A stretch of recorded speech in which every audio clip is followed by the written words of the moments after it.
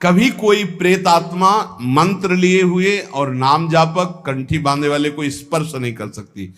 वायु और अग्नि, इस तत्व का उनके अंदर विशेष प्रवेश रहता है, और आकाश तत्व, उनमें जल और पृथ्वी तत्व का, इसलिए जैसे देवता कोई रूप धारण कर सकता है, अंतर ध्यान कर सकता है, ऐसी उनमें शक्ति होती है, पर वो किसी को स्पर्श नहीं कर सकते। वो स्पर्श उसी को करते हैं जो बिल्कुल उनकी कैटेगरी के होते हैं। वैसे ही पापाचरण करने वाले, वैसे ही अब उनको पानी तो मिलेगा नहीं, तो किसी के ऊपर आवेश करके वो ऐसे पानी आदि पीने के लिए, या उसको ऐसे थोड़ी होते कि भगत के ऊपर भूत आ जाए। कभी आज सुना है आपने कंठी बांधे, तिलक लगाए, नाम जापक, कभी कहीं सुना है? मुझे तो आज तक ऐसा प्रमाण नहीं मिला कि कोई सी भगत के ऊपर आए हों। देखा है क्या कभी कोई? हाँ, नाटक ही करता हो भक्ति का तो बात अलग है कि वो, नहीं तो भक्त के ऊपर भूत कहां आएगा? पंचमहाभूतों का प्रभाव नहीं रहता, एक भूत क्या कर लेगा? इसलिए नाम जो, डरना मत। तो या करे समस्त भूतों के प्रति अपने समान बर्ताव करता हो। भूत से नहीं मतलब प्राणियों से मतलब, सब भूत ही है जो भजन न करे। कोई डर तुम्हारे अंदर नहीं रहेगा यदि नाम रूपी अंगरक्षक हमारे पास है। हर समय नाम। बचपन में जब थे तो एक दो गली ऐसी पड़ती थी, जैसे अब जानवर जहां बंद थे वहां जाना है, या घर वहां से घर जाना है, तो अंधेरा पड़ता था, गांव में बिजली होती नहीं थी।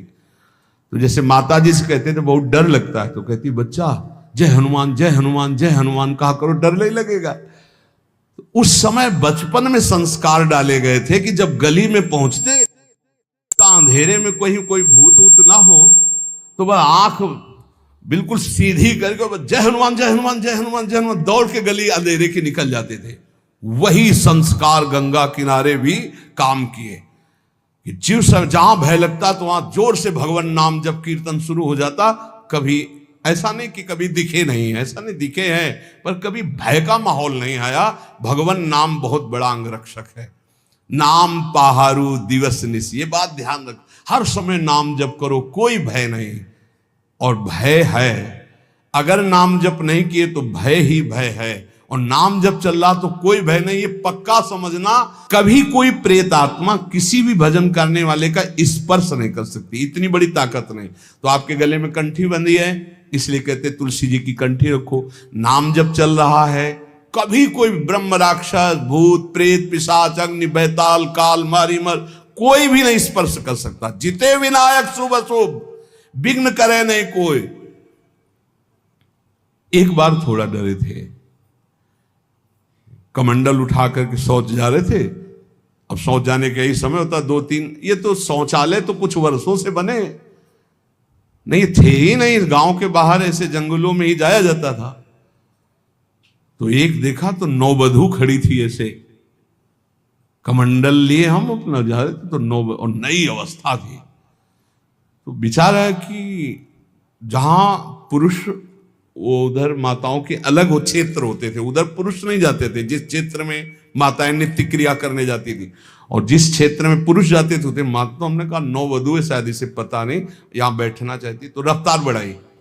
जब रफ्तार बढ़ाई तो आगे देखा वो इतनी जल्दी तो क्रॉस करके जा नहीं सकती। फिर भी मन को हम समझाया कि नहीं है, बच्ची है, दौड़ के चली गई होगी। तो हमका फिर तो झन भन आवाज आती। हम खड़े हो गए, वो खड़े हो गए। हमका शायद यहां सोच होना चाहती होगी। तो आगे बढ़े तो वो बढ़ने लगे। वह गांव तो बहुत दूर छूट गया, और ये बार बार आगे पीछे, वह कौन हो? तो ना हमारी तरफ देखना ना, बस फिर घूंघट काट के से, अरे हमका मामला गड़बड़ है।